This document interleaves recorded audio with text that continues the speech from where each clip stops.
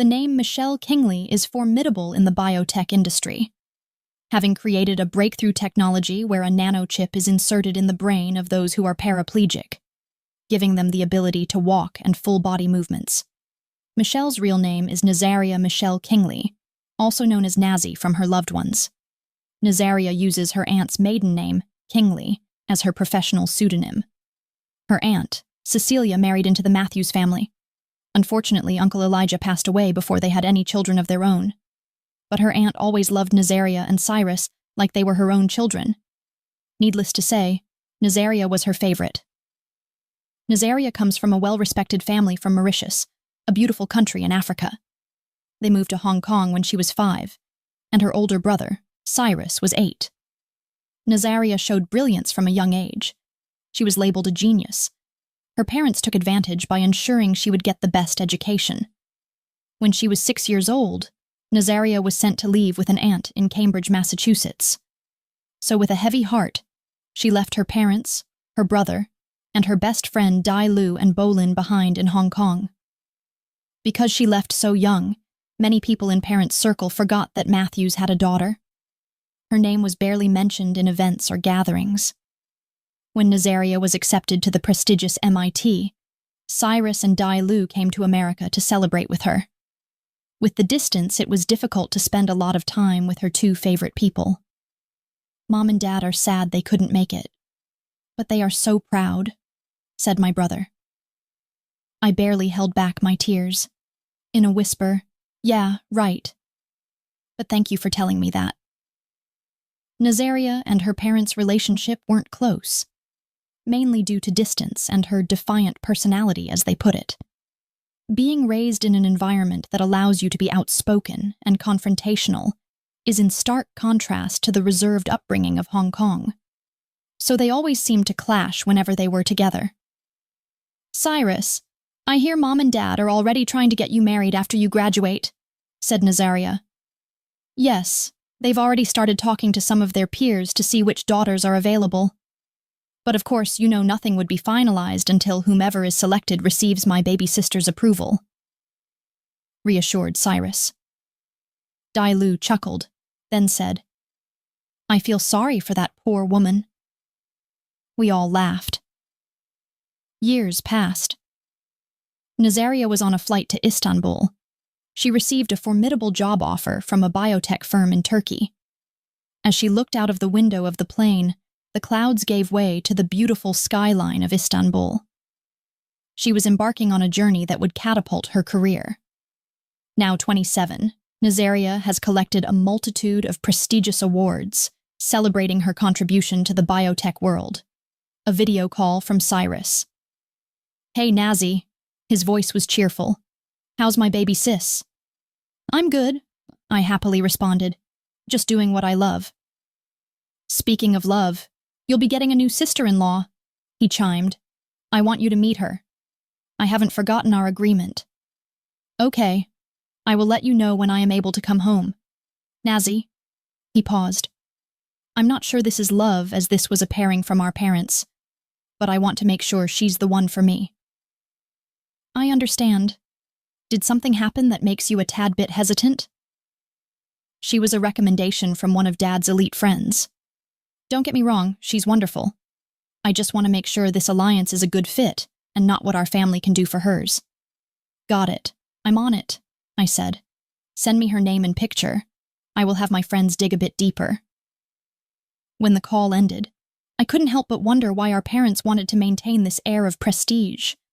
Our parents always made Cyrus adhere to the traditions and rules that technically aren't ours. We are originally from Mauritius, but we live in Hong Kong. I guess for full assimilation, they decided to follow Chinese traditions. I, on the other hand, was a rebel since I was knee-high. I always seemed to go against the grain. I did not follow tradition, African or Asian. That's probably why my parents were eager to send me abroad to live with my aunt.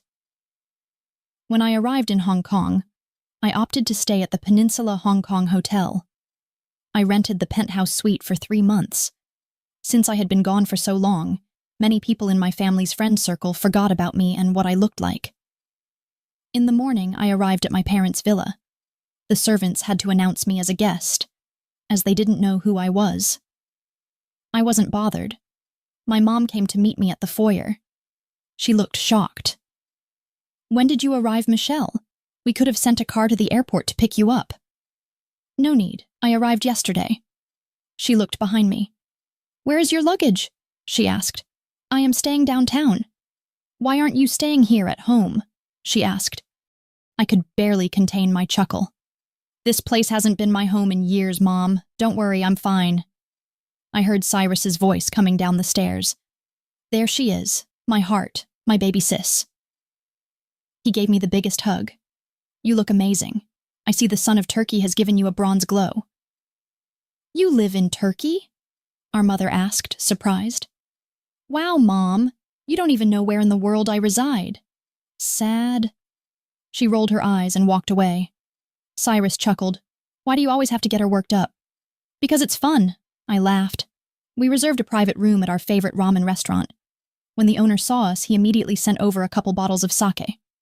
That night, Dailu, Bolin, Cyrus, and myself reminisced about our childhood and travel adventures. Bolin, Dailu's brother, was a bit reserved during dinner. Whenever he looked at me, his look felt intense. After dinner, Dailu and Cyrus got in their respective Ubers. Bolin turned to me. "Where are you staying?" "At the peninsula," I responded. A black car pulled up and he opened the back passenger door. "Get in," he commanded. I was too tipsy to reject. "The peninsula," Bolin said to the driver. The city lights whizzed by in a blur. Either I consumed too much sake or the driver was going very fast. No one said anything during the car ride. When we arrived at the hotel, I thought Bolin was going to leave. Instead, he escorted me to my room. "I need to make sure you are safe. I can't let you walk around in this state," he said. I tapped my cell phone to unlock the door. Okay, I'm safe. Have a good night, thank you." But Bolin didn't pay me any attention. He went to the bathroom to retrieve a damp rag to put on the back of my neck.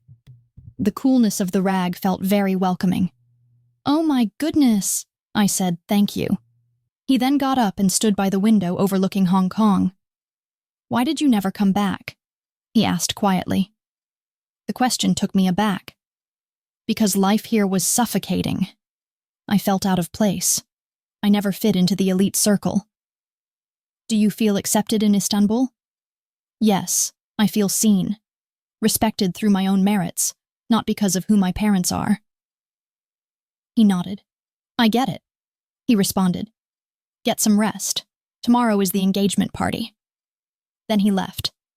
I woke up early to work out at the hotel's gym, then went to get ready for the engagement party. When the black car arrived at my parents' house, I took a deep breath before getting out of the car. I walked to the backyard, making sure not to make eye contact with anyone. People stood around in their pretentious designer clothes, fake laughing and drinking the abundant champagne that the waiters were circulating. Dailu saw me and immediately came over. "You finally arrived. I was so relieved. I thought I would have to continue justifying why I haven't gotten married yet." "It seems the sharks are out today," I said. People began to side-eye us. "Why are they looking at us?" I asked Dailu. "I don't think they know who you are." "Good. I don't want to engage in any small chit-chat," I responded. A gentleman approached us.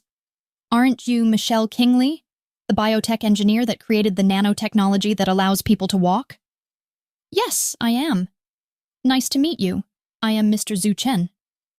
As he bowed, I responded by bowing and saying, "It's nice to meet you, Mr. Chen."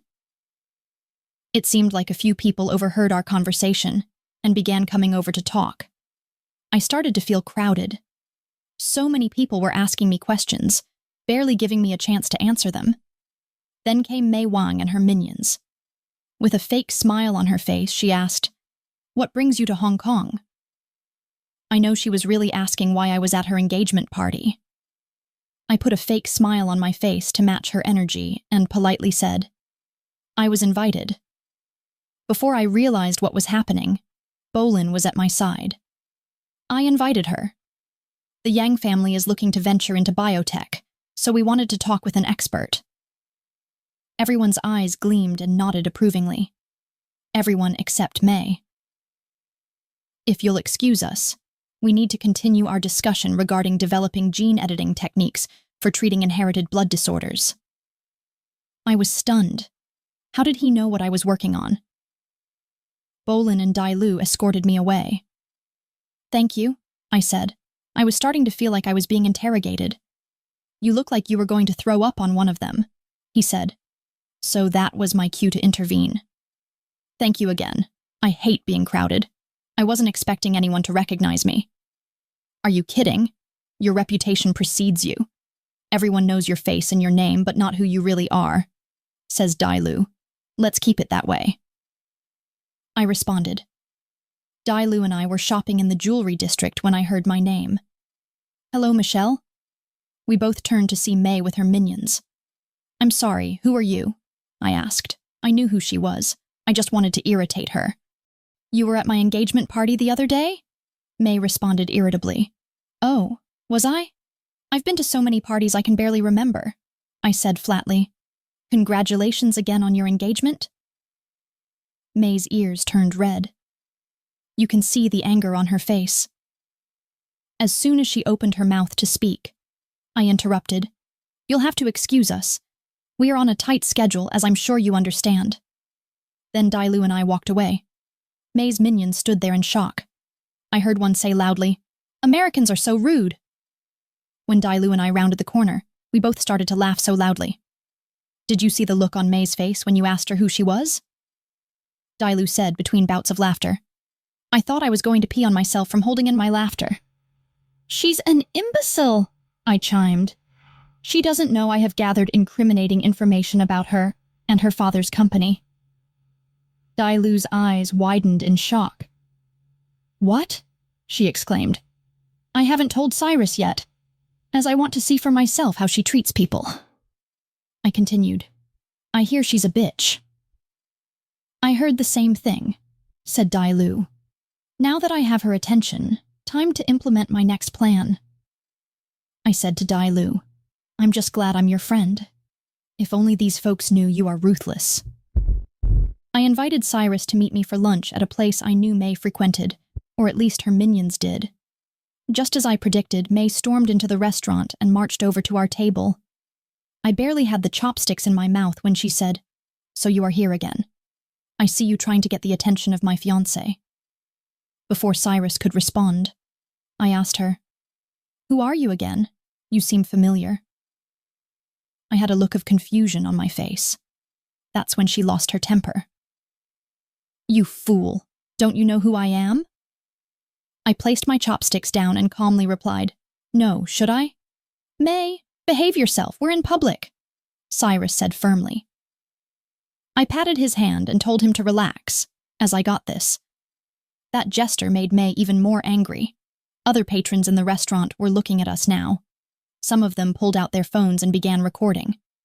May, is it? I said, pretending not to remember her name. You just assume whenever two black people are together, they must be dating. Is that correct? I made sure my voice carried so those recordings could be heard. Well, isn't that why you're here? You're trying to see what rich man you can get into bed with. I know you black American type. I raised my eyebrows. Wow. Us American types? Interesting.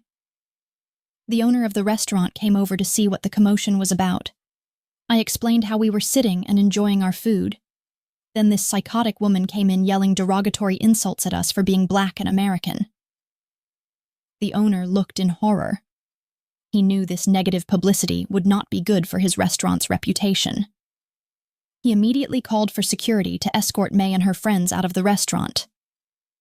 The owner then turned to us and kept bowing and apologizing. It's not your fault. Please forgive us, as we did not mean to bring any chaos to your restaurant.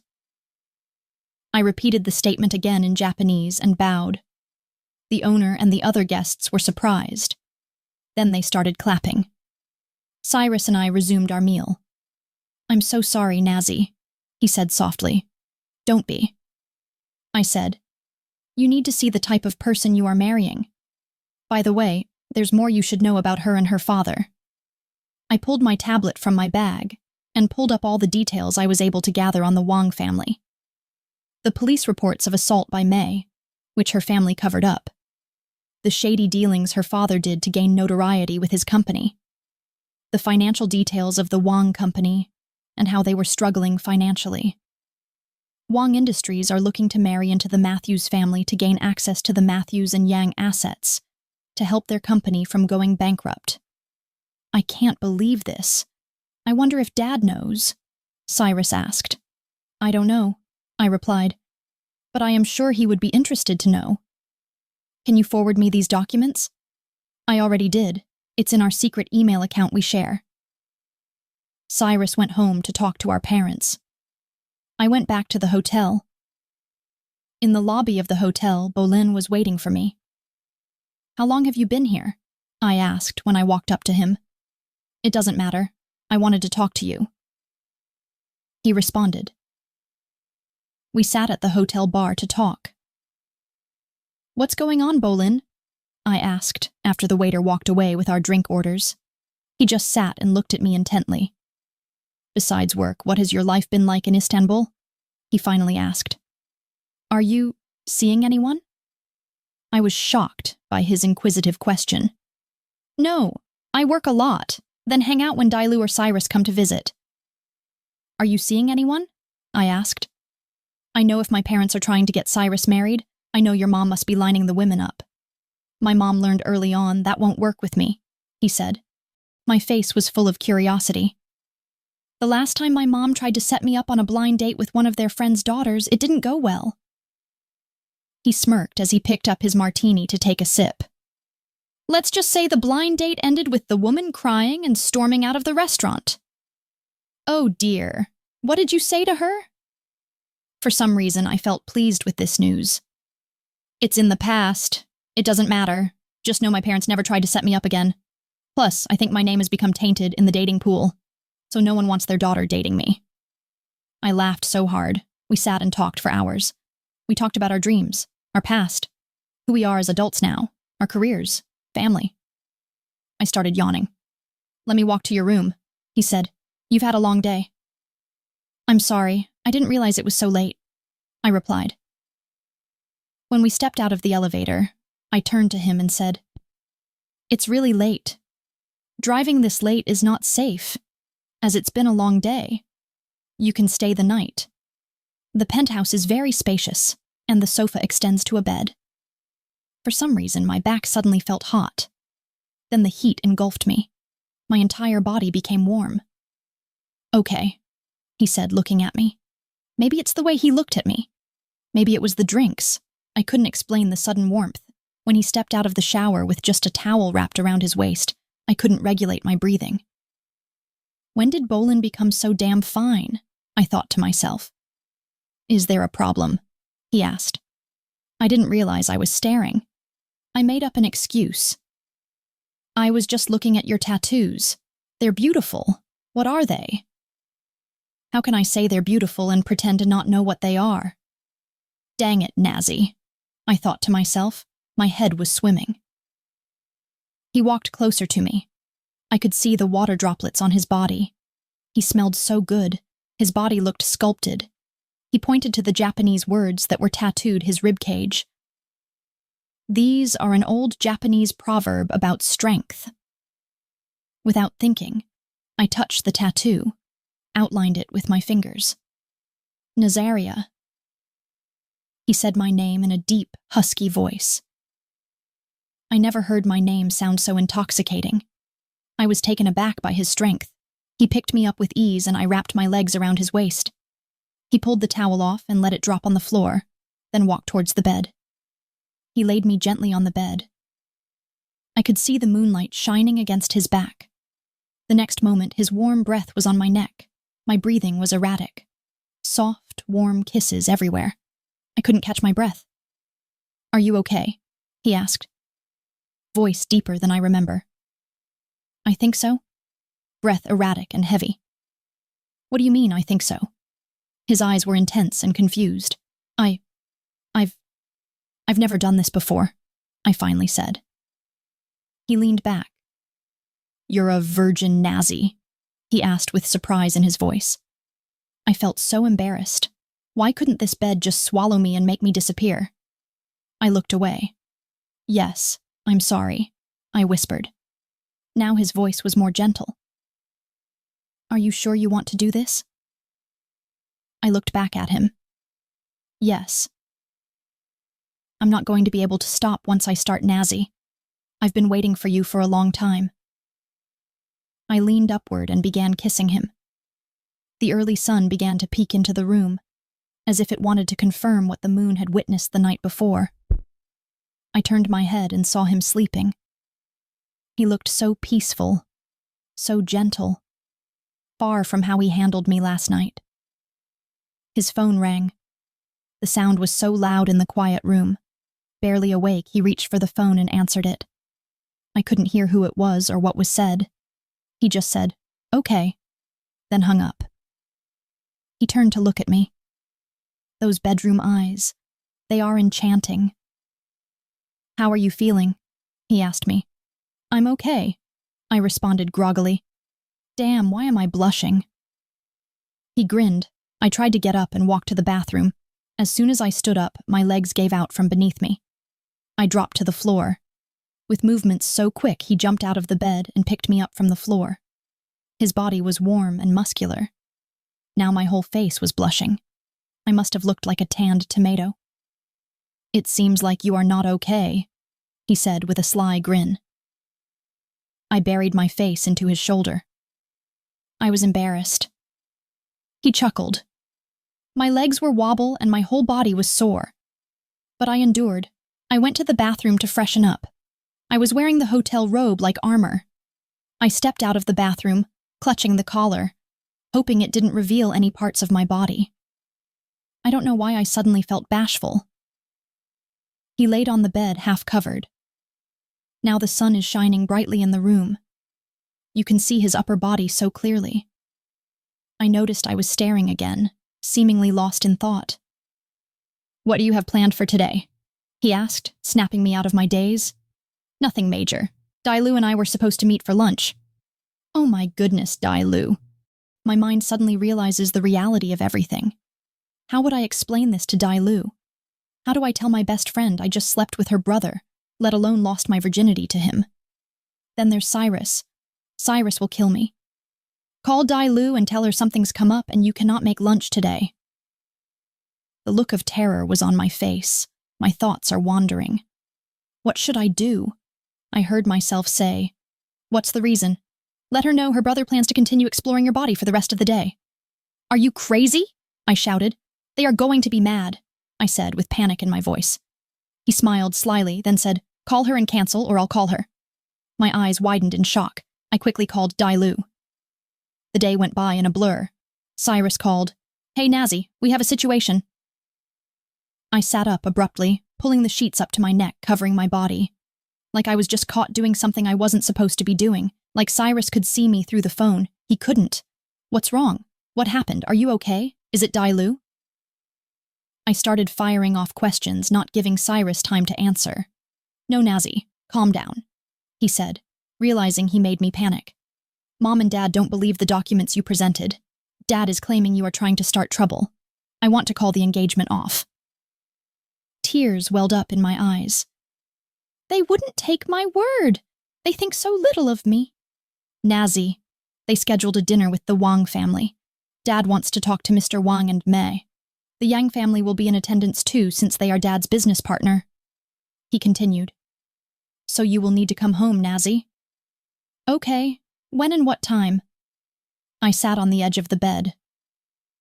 Bolin sat next to me and wrapped his arms around me. I cried in his arms.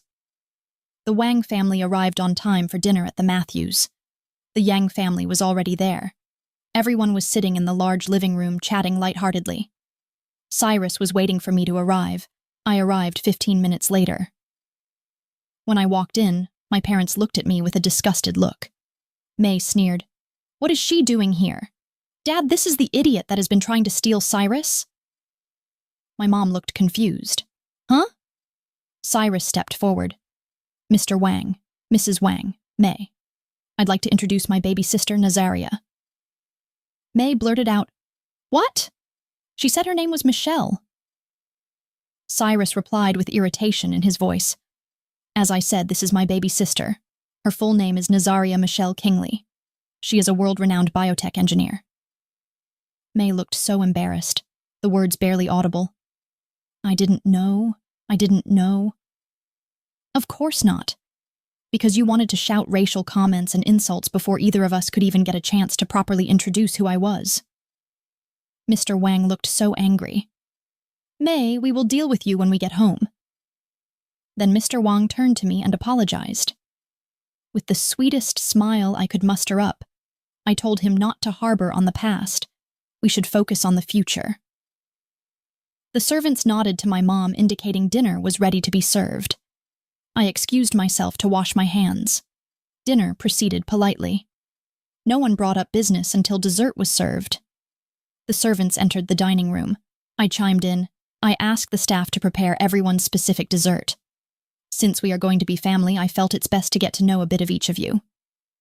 Oh, wow, that's so nice, commented my mother.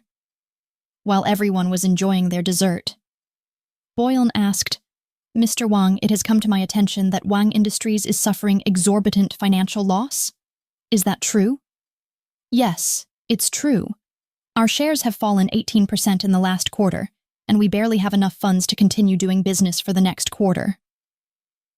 Everyone was shocked at his brazen honesty. Boylan continued, Is it true you only want May to marry Cyrus so you can have access to the Matthews and Yang funds to save Wang Industries from bankruptcy? Yes, it's true. We don't really think Cyrus is good enough for our princess, but we are willing to have our bloodline tainted in order to save Wang Industries. My father became furious and banged his fist on the table. Mr. Yang asked my father to calm down. It's good we are hearing all of this, so at least we'll know the truth. Mr. Yang was always the level-headed one between him and my father. This is where Boylan gets his observant, reserved characteristics from. May, is it true you are not in love with Cyrus? Boylan asked. May answered, It's true, I don't really care for him. That is why I have been having an affair with Peter Remington.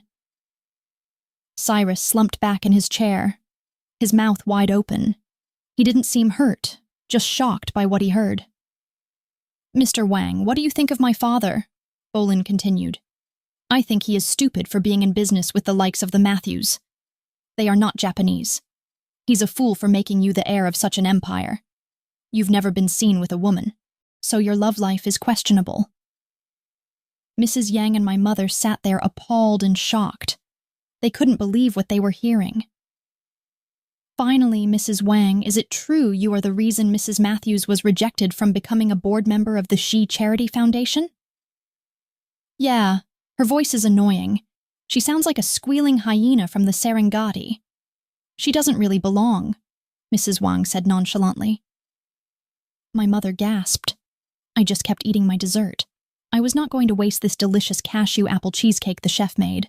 Plus, Boylan and I already discussed the plan before while we were in the hotel room. He was to ask the questions that we came up with. Dai Lu looked at me in shock, then suddenly looked at me suspiciously when she noticed that I had no reaction. I just winked at her. My father had enough. Get out! He shouted. Get out of my house, you bastard! It's safe to assume the engagement was off. The atmosphere in the house became gloomy. Everyone moved to the living room. My father was so angry he was almost foaming at the mouth. I quietly grabbed my purse and started walking towards the front door. Nazaria! My father called me. I slowly turned around but didn't say anything. Please stay. No, that's okay, Dad. It's been an eventful night and I'm tired. Thank you for dinner. I turned to continue walking towards the front door. Nazi, please. The pleading sound in my father's voice tugged at my heart. He hasn't called me by my family name in a very long time. I turned and walked towards the living room and sat down next to Boylan. Nazi, we owe you an apology. When Cyrus presented the evidence you found, we refused to believe it. Please forgive us, my father said. I looked down at the ground and just nodded, trying to hold back my tears. This apology is not enough. I will forever be indebted to you.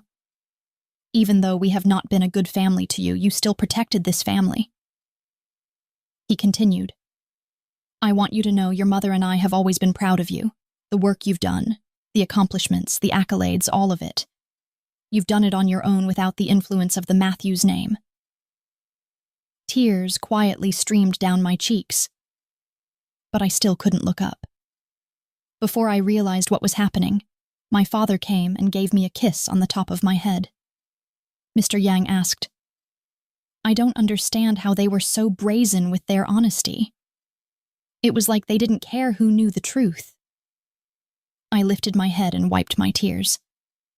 I slipped a truth serum into their dessert dishes, I said, shrugging one shoulder. Everyone was stunned. Then Dai Lu's hearty laughter broke the silence. Her laughter was so contagious that Mr. Yang started laughing, then Cyrus. My parents were still in shock. Nazi, my mom exclaimed, you didn't? Then she started laughing. Mr. Yang said, I am glad we are on your good side, Nazi. You are lethal. That's what I've told her dad, Dai Lu said between laughter. When the room quieted down, Bolin spoke up. There's something else. Nazi and I are together. Bolin linked his fingers with mine. I looked at him with my eyes wide open. He looked at me, then said, We are still getting to know each other, but I want to marry her when she's ready. Dai Lu started squealing with joy. Cyrus said, It's about time. I was wondering how long you were going to wait to finally tell her how you felt. I looked at Cyrus in shock. He's my best friend. Don't you think I know who he is in love with? Smirked Cyrus. What? Was all I could muster. Mrs. Yang said, Sweetie, he has been waiting for you for a long time. He rejected every woman we presented. It wasn't until he made that poor Simone girl cry hysterically that we found out that he was in love with you. Mr. Yang completed. 2 days before I was supposed to go back to Turkey, Dai Lu, Cyrus, Bolin and I were in a private room at our favorite restaurant, having one last dinner together. I heard May has been seen with chunks of her hair gone. It looks terrible, said Dai Lu. Yeah, I should have mentioned that is one of the side effects of the truth serum. Now when you see her, you can call her Patches. The room erupted in laughter. Back at the hotel room, I stared out of the large window. Bolin came behind me and wrapped his arms around my waist. I meant what I said. I want to marry you. But I want you to only say yes when you are ready. He said softly in my ear. I can't wait to see Istanbul through your eyes. Bolin is coming with me to Istanbul for 6 months. He'll run Young Industries from Turkey, while Cyrus will continue to oversee from the Japan office. I turned to face him and wrapped my arms around his neck. I stood on my toes and kissed him. He picked me up and carried me to the bed. We didn't leave the room until it was time to go to the airport. As the car drove through the city of Hong Kong, I couldn't help but smile. What are you smiling at? Bolin asked. This is the first time Japan has felt like home for me. I am actually going to miss it. Thank you, Bolin. For what? For patiently waiting for me, for seeing me, for helping me see home is wherever I am loved.